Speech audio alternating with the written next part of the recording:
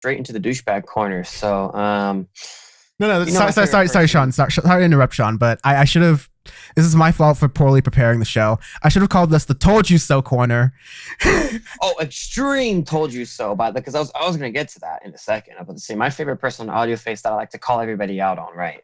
Sir Christopher Brown. So everybody's over here like, oh, Rihanna maybe forgave him, or I'll work with him because he's talented, or this or that. Dude is a certified beater. We have been saying this for years. It's not going to change if you don't give him attention or anything. You don't let him rehabilitate or this or that. You just keep like pushing it down. Then it's not going to happen for the better. And what happens? Well, he's accused of hitting a woman apparently. So apparently in LA, TMZ, the no dun dun dun, and NBC News, apparently someone from the LAPD officers responded to reports of an argument at a residence in the San Fernando Valley. Always got to be in the fucking valley, right? Valley of the Pagans. Altercation. Right. Apparently, there's an investigative battery going on, but don't know if Chris Brown's going to face charges or anything. But there's this whole thing going on where apparently he hit a woman naturally because it's what he does best. TMZ with the all the details, but we may or may not the want. Investigative journalist Says that the alleged victim received a smack across her head that caused part of her weave to come out. She reportedly didn't sustain any injuries, and Brown has not been arrested. But the most this troubled singer could face is a misdemeanor.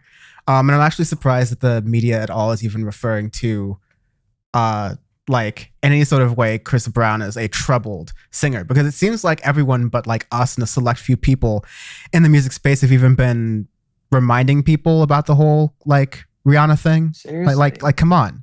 It's just like, I just don't understand people where that's the thing when he gets on all this albums, other things. I'm like, stop giving him a platform, stop giving him these things because he's a terrible human, and he's going to keep continuing to do these things. You put these people in power, then they're going to have even more avenues to beat people, basically. And well, you're going to it's bad. You're going to give like essentially a slap on the wrist. You're basically saying this behavior is fine. And not only is that behavior fine, but you can actually be wildly successful while doing this behavior. Exactly. And it's not really going to hurt you at all. It's not precedent does that say? Exactly. It's not going to set any precedent. It's that's a really bad precedent. And you see the repercussions of that. You get like the XXX Temptations, the all these the R. Kellys and all that. There's plenty.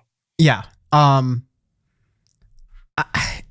I don't. That's pretty much like the reason we like make this point all the time about these artists is that because like you have to perpetuate a set of behaviors and moral codes in the music industry that people can like stand behind and can sort of like include all people and be like respecting of people.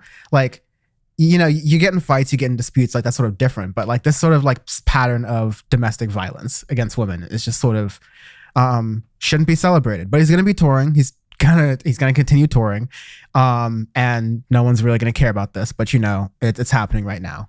We saw it. And of course. Meanwhile, while we are in the douchebag corner over here, we're just talking about jerks. This is wild. So we both know a lot and a little about the story. I'll just say that Jared Drake Bell has pled guilty on this past week to 2 charges relating to crimes involving a minor. And basically all the information we have is it's endangering a minor, but there's like not really a lot of information about the incident beyond that. It was a Canadian 15-year-old girl that was visiting a Cleveland, Ohio concert with Drake Bell. And according to the Cleveland police, Bell, quote, violated his duty of care, unquote, during the event. But literally there's like no information what hell does occurred. That mean, by the way? Yeah. I don't like...